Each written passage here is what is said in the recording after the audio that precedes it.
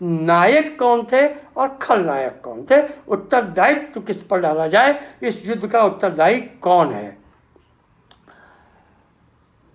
अब देवियों सज्जनों, युद्ध के नायक तो सर्वसम्मति से श्री कृष्ण को ही माना गया। जितने भी व्याख्याकार हैं सबने अपनी व्याख्या में श्री कृष्ण को ही नायक माना गया है। इस पर किसी का भी कोई विरोध नहीं है और श्री कृष्ण ही नायक हैं भी। केवल गांधारी ने श्री कृष्ण पर उंगली उठाई थी कि यदि तुम चाहते तो युद्ध नहीं होता। गांधारी ने श्राप भी दिया और उसका श्राप फलीभूत भी हुआ कि लेकिन इसके अतिरिक्त, गांधारी के अतिरिक्त किसी ने श्री कृष्ण को इस संपूर्ण युद्ध का न तो उत्तरदायित्व समझ उसके उनको दिया गया और न उनको खलनायक माना गया। उनको किसी ने खलनायक की दृष्टि से नहीं देखा।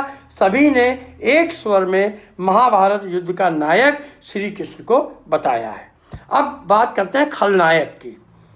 कुछ विद्वानों के मत से, ये मेरा अपना केवल मत नहीं है, कई लोगों का ऐसा मत है, कुछ विद्वानों के मत से 5 खलनायक इस संपूर्ण युद्ध में कहे गए हैं। अब उनको कहाँ तक खलनायक कहना है, कहाँ नहीं कहना है, यह भी आगे आएगा प्रसंग में, आप सुनिए।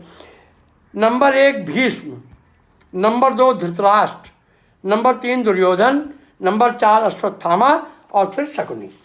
ये 5 लोग, 5 योद्धा कह लीजिए, 5 वीर कह लीजिए, 5 व्यक्तित्व कह लीजिए, इन लोगों को युद्ध का उत्तरदायी ठहराया गया। पहले बात करते हैं शकुनी की। शकुनी तो षड्यंत्रों का गट्ठर है, पिटारा है, पोटली नहीं है, पोटला है षड्यंत्रों का। शुरू से लेकर अंत तक शकुनी ने ही षड्यंत्र रचे। दुर्योधन और दुशासन जब बाल्यावस्था में थे तभी से शकुनी ने उनके हृदय में पांडवों के प्रति विष घोलना, नफरत और वैमनस्यता के बीज को बोना शुरू कर दिया था। बचपन से ही कुटिलता सिखाई। खीर खिलाने का प्रसंग हो अथवा लाक्षागृह का प्रसंग हो अथवा कुरु दरबार में द्यूत क्रीड़ा का प्रसंग हो, शकुनी ने ही सभी चालें चली और छल से पांडवों को हराया। अतः शकुनी तो खलनायक था ही। महाभारत के युद्ध का प्रमुख उत्तरदायी भी शकुनी को ही ठहराया जाता है। प्रमुख उत्तरदायियों में से एक शकुनी को भी ठहराया जाता है। नंबर 2 अश्वत्थामा। अश्वत्थामा गुरु द्रोण का पुत्र, बचपन से ही पांडवों से वो भी ईर्ष्या रखता था। क्यों? क्योंकि उसके पिता आचार्य द्रोण थे। आचार्य द्रोण के ही यहाँ सब शिक्षा प्राप्त करने आए।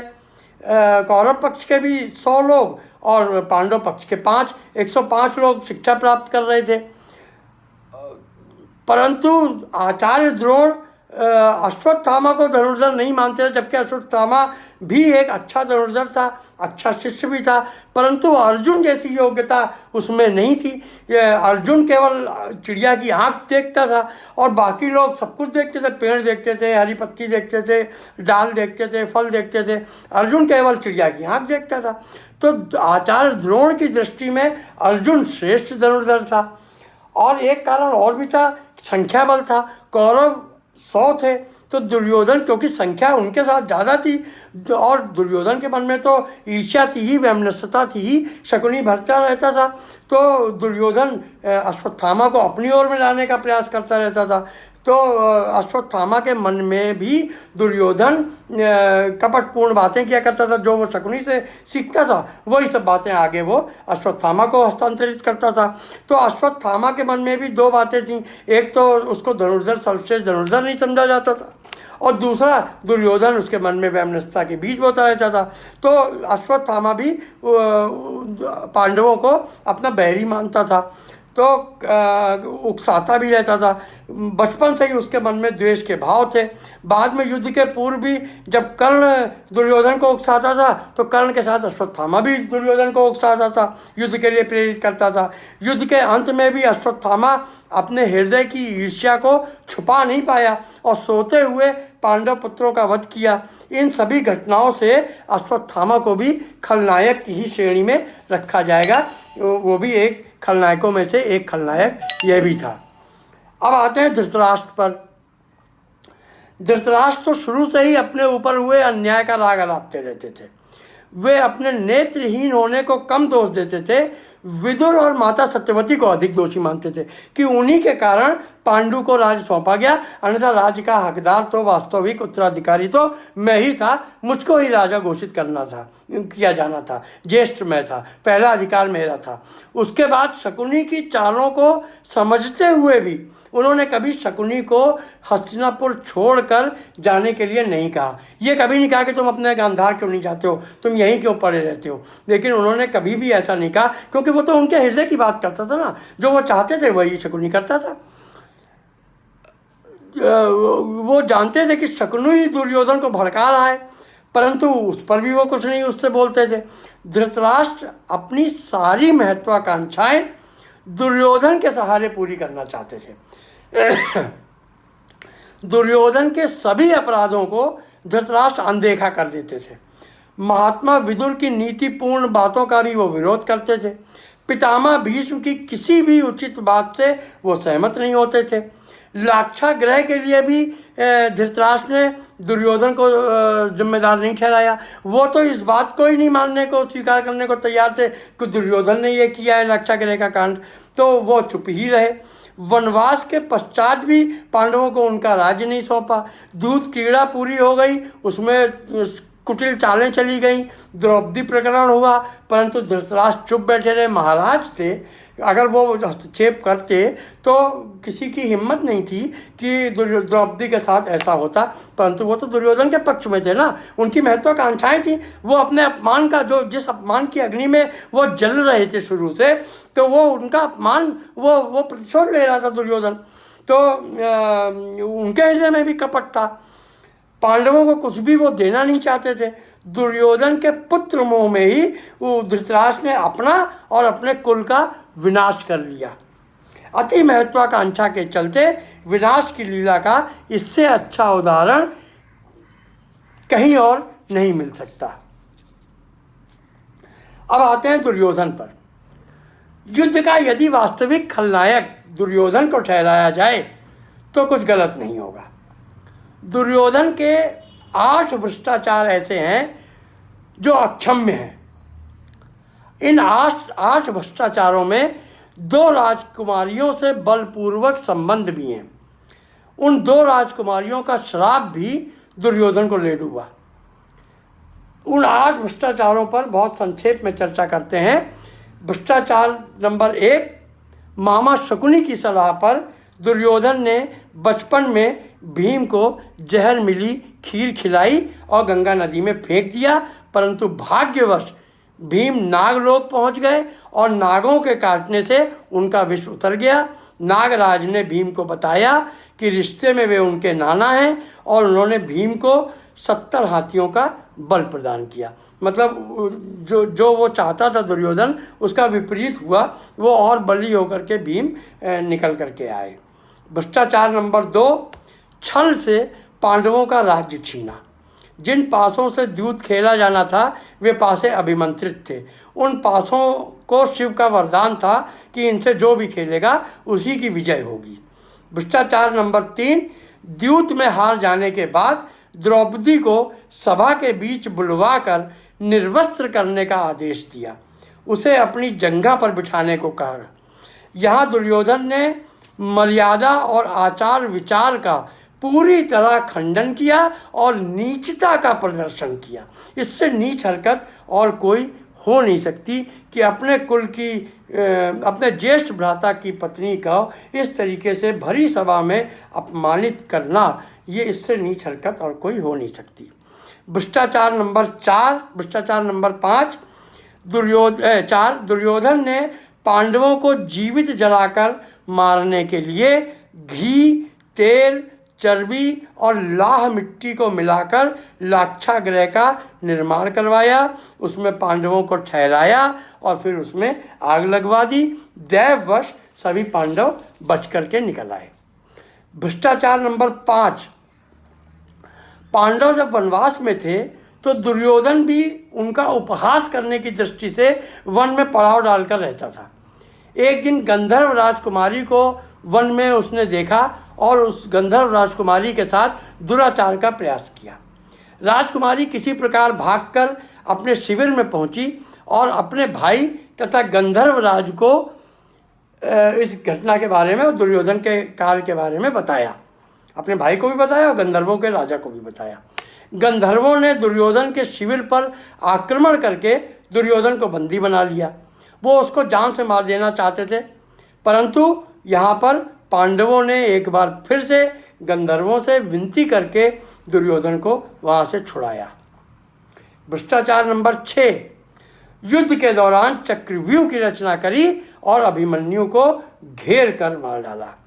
भ्रष्टाचार नंबर 7, कंबोज के राजा चंद्रवर्मा की पुत्री भानुमति के स्वयंवर में पहुंचकर जबरदस्ती वरमाला अपने गले में डलवा ली और कर्ण की सहायता से सभी विरोधी राजाओं और राजकुमारों को परास्त करके बलपूर्वक भानुमति से विवाह रचाया।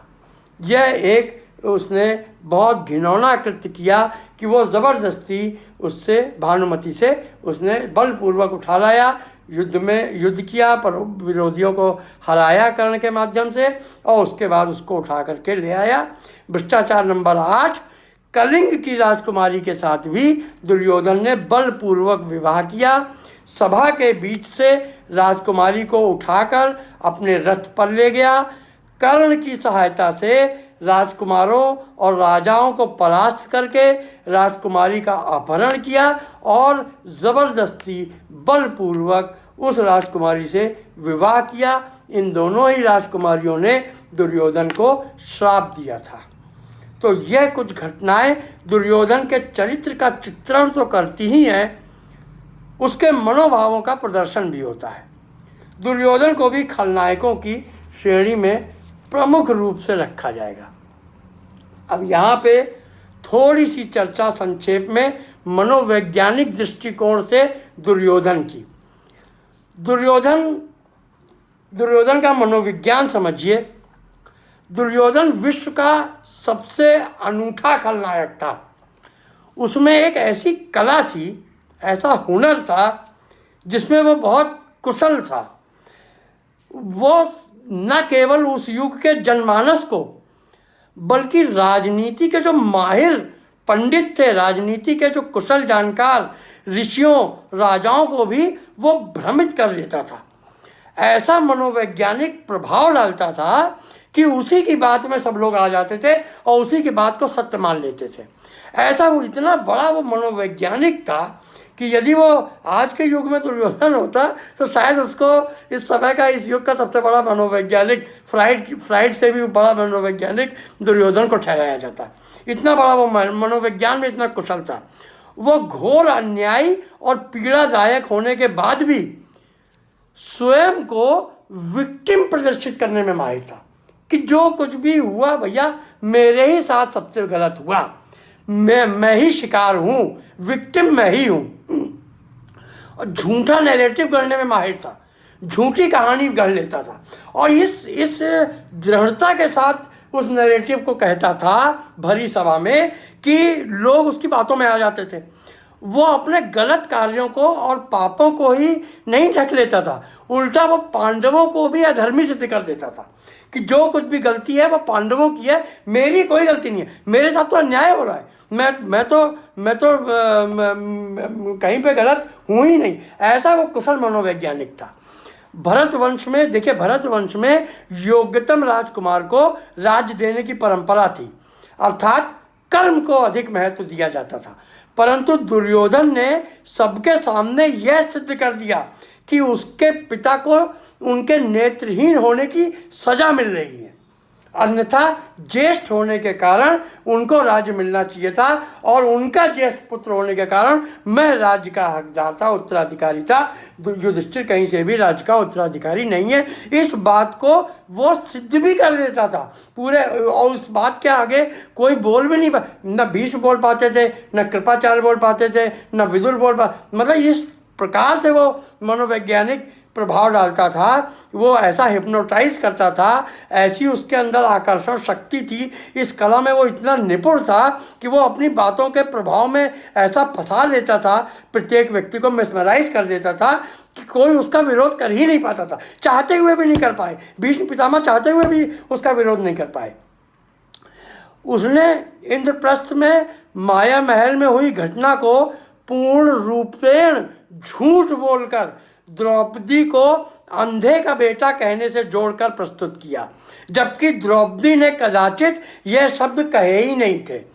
कि कई व्याख्याकारों को मैंने सुना, उन्होंने भी यह बात कही कि द्रौपदी ने यह नहीं कहा कि अंधे का बेटा अंधा, परंतु उसने इस प्रभावशाली ढंग से इस बात को प्रस्तुत किया कि सब लोग उसकी बातों में आ गए कि द्रौपदी ने अंधे का बेटा कह करके दुर्योधन को अपमानित किया, और इस प्रकार से उसने न केवल दुर्योधन का बल्कि अपने ज्येष्ठ पिताश्री का भी अपमान किया, धृतराष्ट्र का भी अपमान किया अंधे को अंधा कह करके।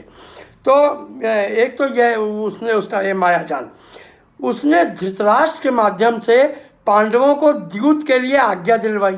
देखिए, धृतराष्ट्र तो खैर उसकी बातों में आ ही जाते थे, वो अपनी महत्वाकांक्षाओं को दुर्योधन के सहारे पूरा करना चाहते थे, तो वो आज्ञा दिलवाई।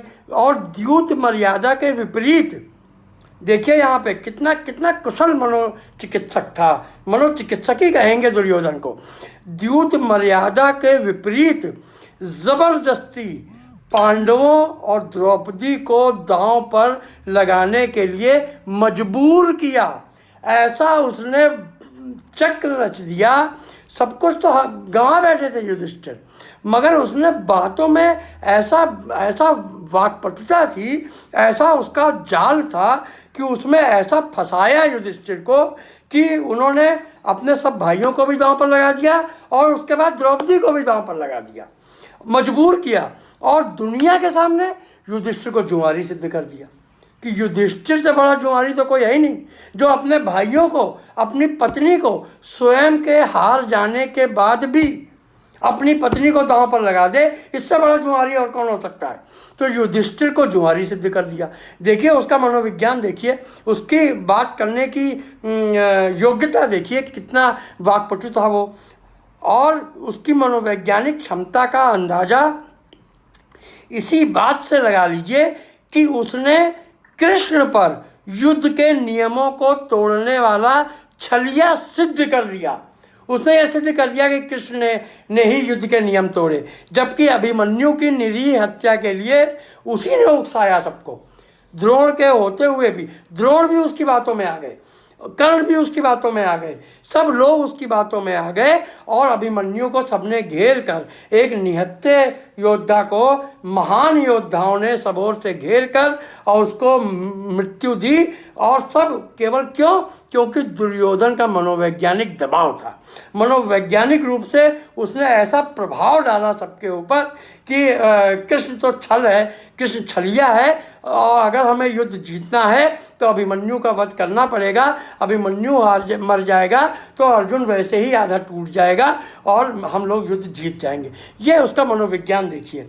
संसार में अन्यायी और पापी होने के बाद भी स्वयं को विक्टिम प्रदर्शित करने वाला व्यक्ति अत्यंत कुटिल और भयानक रूप से खतरनाक होता है।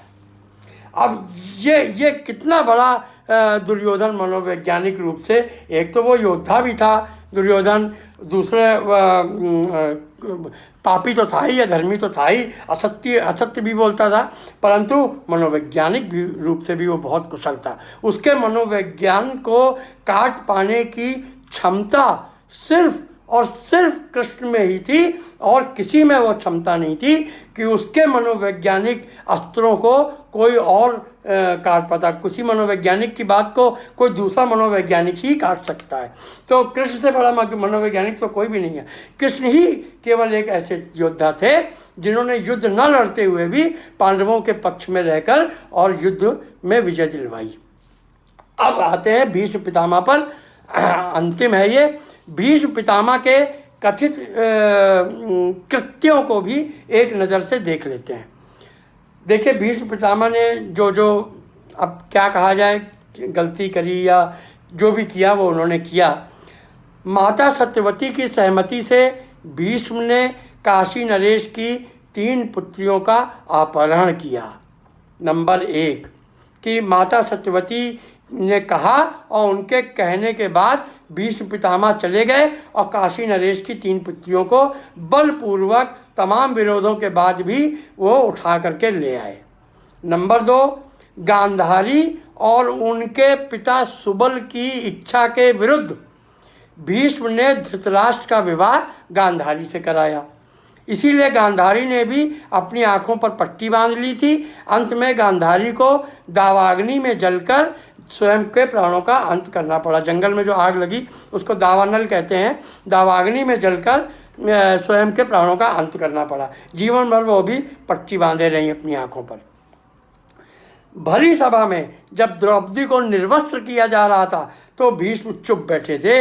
भीष्म ने जानते बूझते दुर्योधन और शकुनी के अनैतिक और छलपूर्ण खेल को चलने दिया।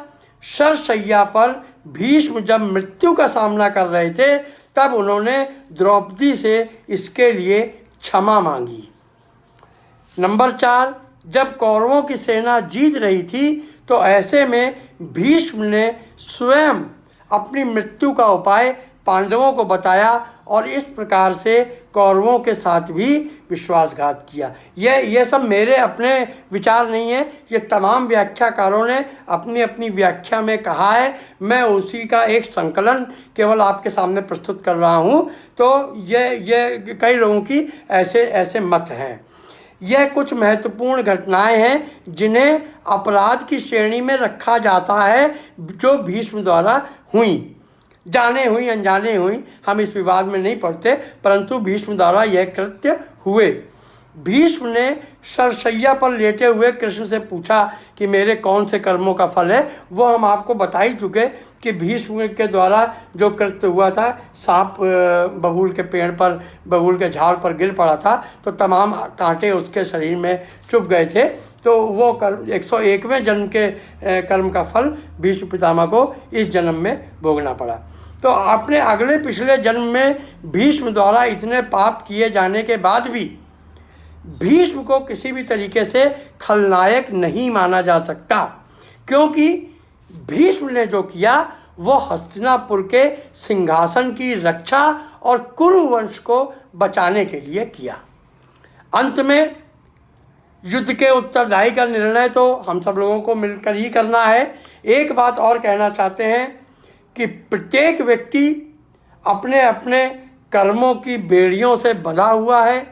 कर्मों का फल सभी को भोगना पड़ता है, कोई भी बचा नहीं है।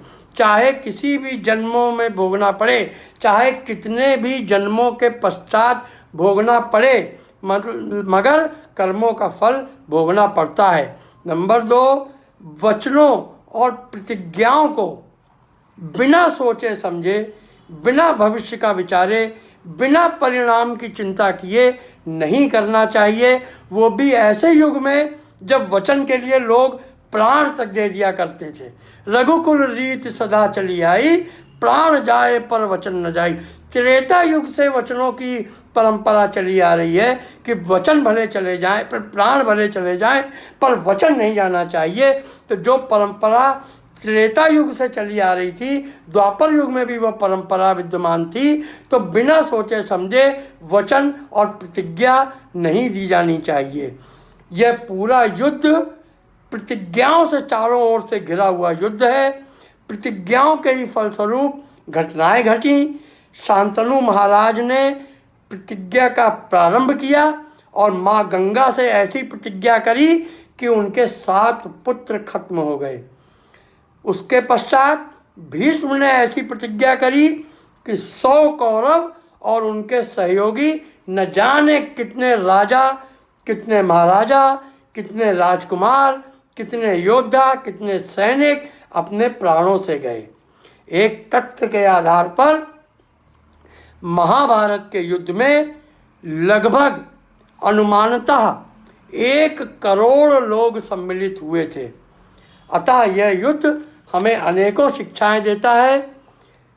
अंत में इस युद्ध का उत्तरदायी कौन था, यह निर्णय हम आप सभी लोगों पर छोड़ते हुए आप लोग निश्चित करें कौन उत्तरदायी था।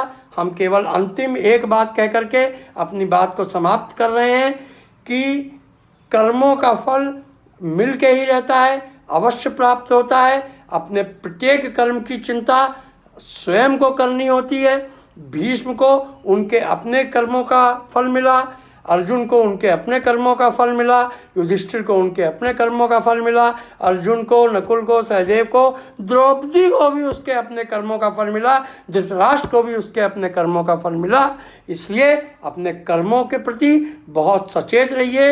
ये कलयुग है, कलयुग में और भी ज़्यादा राक्षस घूम रहे हैं दानों के रूप में। हमारे चारों ओर राक्षस ही राक्षस हैं।